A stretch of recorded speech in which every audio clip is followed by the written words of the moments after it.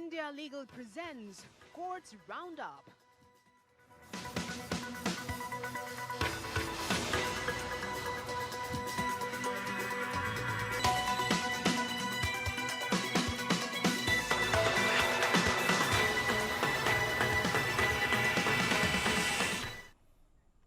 नमस्कार, स्वागत है आप सभी का। मैं हूं आपके साथ कुमार कुणाल धीरज। आप देख रहे हैं कोर्ट्स राउंड अप। इस बुलेटिन में अगले आधे घंटे तक हम आपको कोर्ट से जुड़ी तमाम छोटी बड़ी खबरों से अप टू डेट करवाएंगे। सुप्रीम कोर्ट से लेकर हाई कोर्ट और लोअर कोर्ट्स तक के फैसलों को आपके सामने रखेंगे। तो आइए शुरू करते हैं courts round up. India Legal presents Courts Roundup.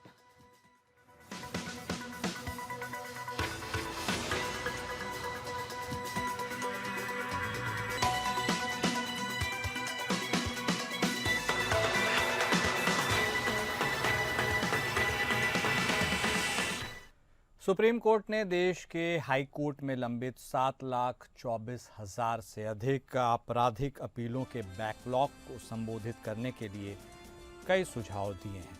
इन सुझावों में शामिल है केस रिकॉर्ड डिजिटलीकरण।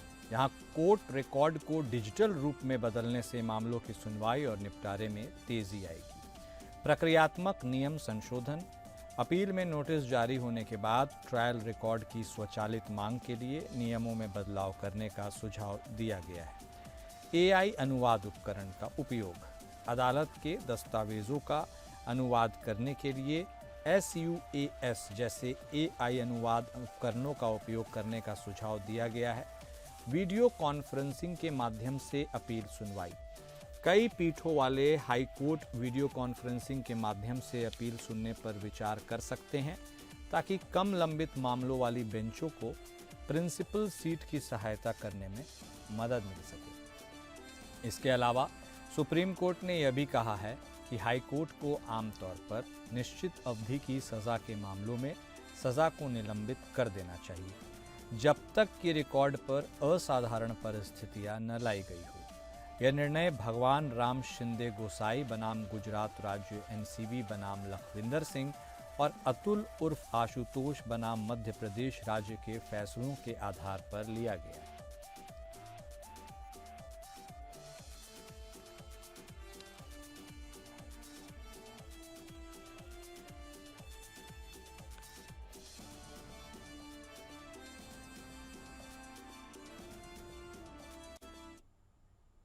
पाकिस्तान में आतंकवादी ढांचों के खिलाफ भारत के सैन्य अभियानों के लिए दिए गए नाम ऑपरेशन सिंदूर के ट्रेडमार्क पंजीकरण पर रोक लगाने के लिए सुप्रीम कोर्ट में एक जनहित याचिका दायर की गई। याचिकाकर्ता देव आशीष दुबे ने 4 आवेदकों के खिलाफ रिट याचिका दायर की है, जिन्होंने ट्रेडमार्क रजिस्ट्री के साथ नाम और शैली ऑपरेशन सिंदूर के तहत ट्रेडमार्क के पंजीकरण के लिए क्लास 41 के तहत आवेदन TM 1 किया था। क्लास 41 में शिक्षा और मनोरंजन सेवाएं शामिल हैं।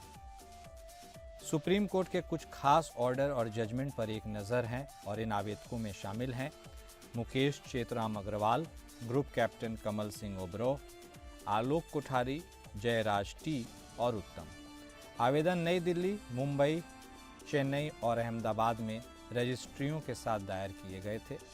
चल रहे संघर्ष से जुड़ी सार्वजनिक भावना और ऑपरेशन में भारतीय सेना के प्रयासों के दुरुपयोग पर चिंताओं का हवाला देते हुए यह याचिका दाखिल की गई। इस याचिका में ऑपरेशन सिंदूर के बारे में कहा गया है कि ऑपरेशन सिंदूर में न केवल देश के आदमी की भावनाएं शामिल हैं, बल्कि उन लोगों की भी है जिन्होंने देश के लिए अपना जीवन बलिदान किया है और पहलगाम आतंकी हमले में निर्दोष नागरिकों की तत्काल हत्या ने देशव्यापी आक्रोश को जन्म दिया है। ऑपरेशन सिंदूर ट्रेडमार्क अधिनियम 1999 की धारा 9 के तहत इसकी अनुमति नहीं दी जा सकती है। सुप्रीम कोर्ट ने पुनर्विचार याचिका की खारिज याचिका में यह कहा है। इसके साथ ही ऑपरेशन सिंदूर को वर्कमार्क के रूप में पंजीकृत करने की मांग की गई थी। इसके बाद रिलायंस इंडस्ट्रीज ने घोषणा की कि उन्होंने आवेदन वापस ले लिया है और एक आधिकारिक बयान जारी कर दिया गया था, जिसमें कहा गया था कि कंपनी द्वारा आधिकारिक मंजूरी के बिना एक जूनियर कर्मचारी द्वारा गलती से आवेदन दायर किया गया था।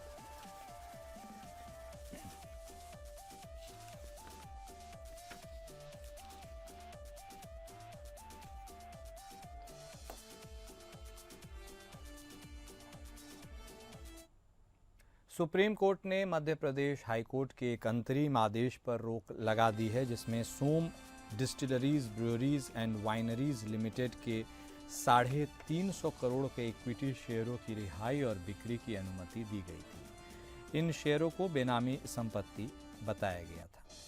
हाईकोर्ट ने 27 मार्च को एक अंतरिम आदेश पारित किया था, जिसमें अस्थायी रूप से संलग्न शेयरों को रिहा करने का निर्देश दिया गया था।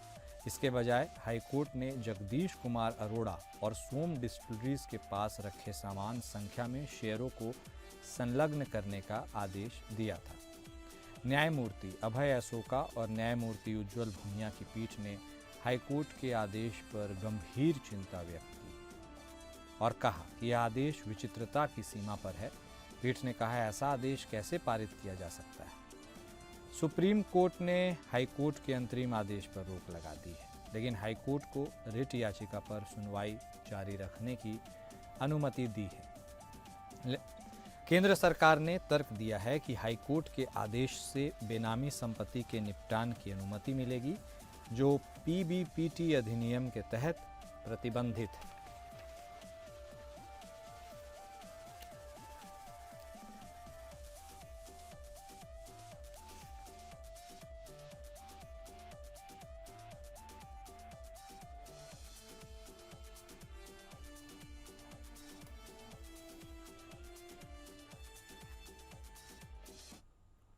सुप्रीम कोर्ट ने माना है कि एनडीपीएस एक्ट के तहत तलाशी थाने के नामित एसएचओ की अनुपस्थिति में प्रभारी थाना प्रभारी के द्वारा की जा सकती है। जस्टिस पंकज मित्तल और जस्टिस एसवीएन भट्टी की खंडपीठ ने राजस्थान हाईकोर्ट के आदेश के खिलाफ चुनौती पर यह सुनवाई कर रही थी, जिसमें एनडीपीएस एक्ट के तहत अपराधों के लिए एफआईआर रद्द कर दी गई थी।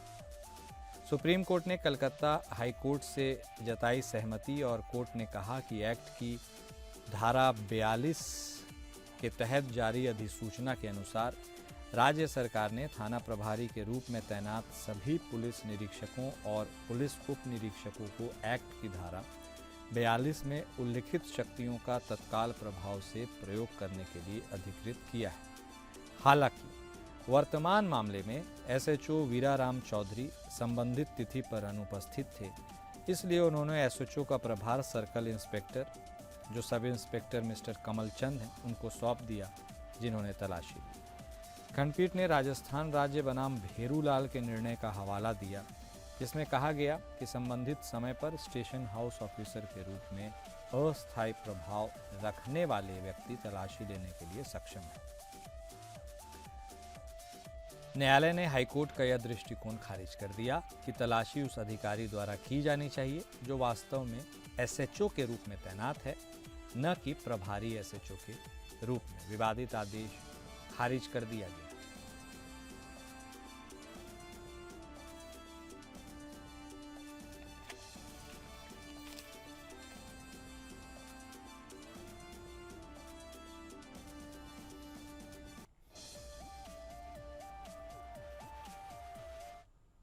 सुप्रीम कोर्ट ने कलकत्ता हाई कोर्ट के एक फैसले को बरकरार रखा है, जिसमें कहा गया है कि घर में सीसीटीवी कैमरे लगाने के लिए सभी निवासियों की सहमति आवश्यक है।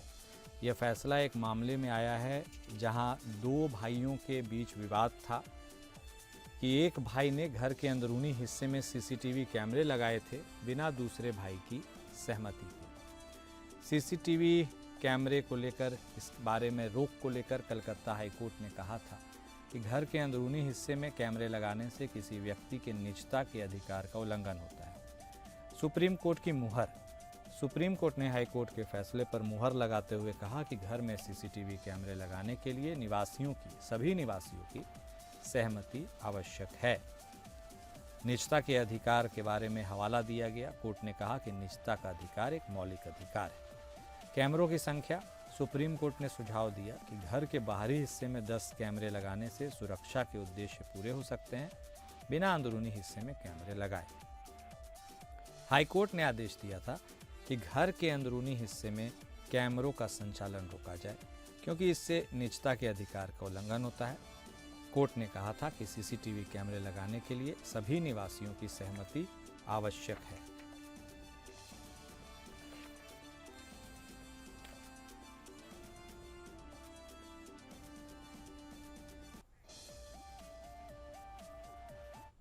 मध्य प्रदेश हाईकोर्ट की इंदौर पीठ ने एक अभियुक्त के निष्पक्ष परीक्षण के अधिकार को बरकरार रखते हुए कहा कि गवाह से जिरह करने का पर्याप्त अवसर न देने से अभियुक्त के बचाव के अधिकार पर प्रतिकूल प्रभाव पड़ सकता है। ऐसा करते हुए न्यायालय ने कहा कि पहले अवसर पर जिरह करने के अधिकार को बंद करना कठोर और अनुचित है। जस्टिस संजीव एस कलगांवकर की एकल पीठ ने कहा, निष्पक्ष परीक्षण का अधिकार कानून के शासन की मूलभूत गारंटी में से एक है, जिसका उद्देश्य न्याय प्रशासन सुनिश्चित करना है। निष्पक्ष परीक्षण में अभियोजन पक्ष के गवाह से जिरह करके बचाव साबित करने के लिए कानून द्वारा दिए गए निष्पक्ष और उचित अवसर शामिल है। न्यायालय सत्र न्यायाधीश द्वारा पारित एक आदेश के आपराधिक पुनरीक्षण पर सुनवाई कर रहा था, जिसके तहत मामले के जांच अधिकारी से जिरह करने का अधिकार अभियुक्त द्वारा जिरह करने में चूक के कारण बंद कर दिया गया था। याचिकाकर्ता के वकील ने तर्क दिया था,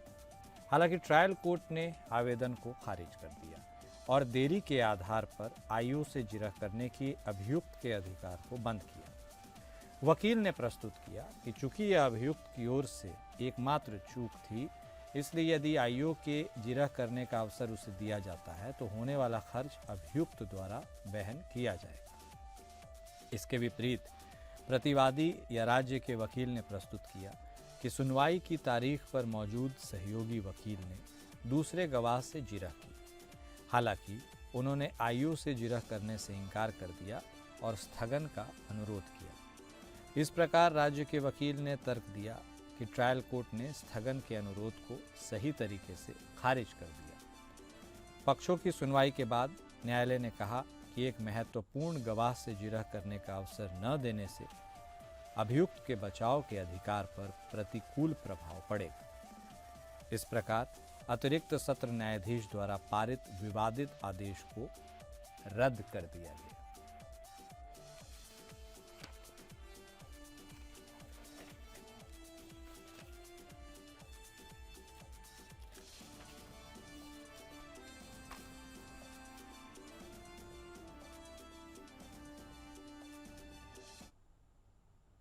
बॉम्बे हाईकोर्ट ने एक महत्वपूर्ण फैसले में शाहरुख खान के एक कर्मचारी की मौत के मामले में 62 लाख के मुआवजे की पुष्टि की है।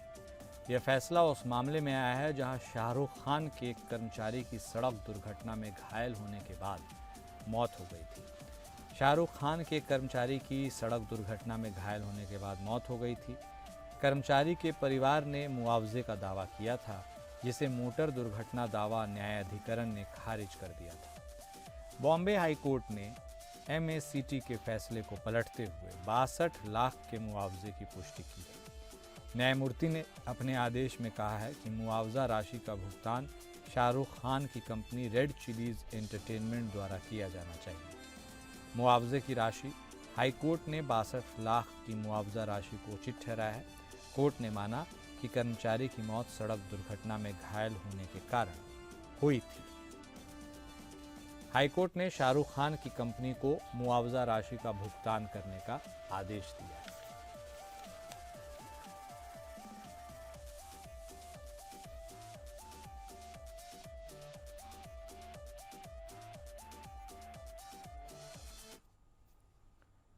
भारत के राष्ट्रपति ने सुप्रीम कोर्ट के न्यायाधीश जस्टिस सूर्यकांत को 14 मई 2025 के प्रभावी रूप से नेशनल लीगल सर्विसेज अथॉरिटीज या नालसा के कार्यकारी अध्यक्ष के रूप में नामित किया है।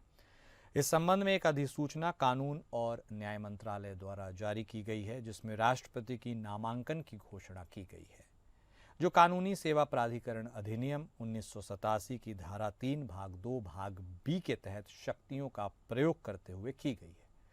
इस संदर्भ में आइए इंडिया लीगल वेब रिपोर्टर से समझते हैं कि नालसा का मैंडेट क्या है।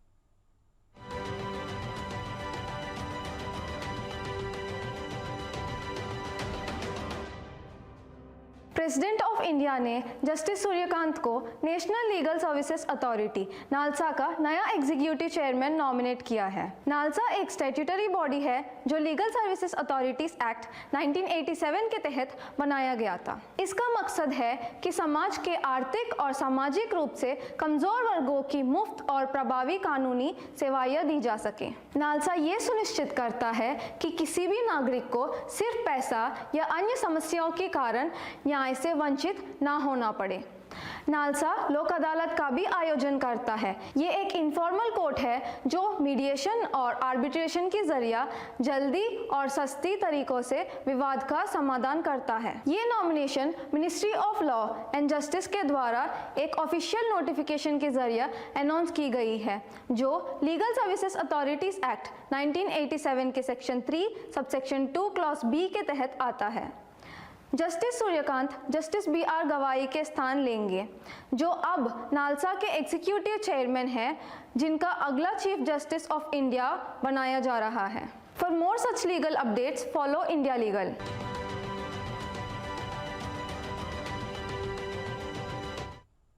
और कोर्ट्स राउंड अप में अभी के लिए बस इतना ही। नमस्कार। India Legal presents Courts Roundup.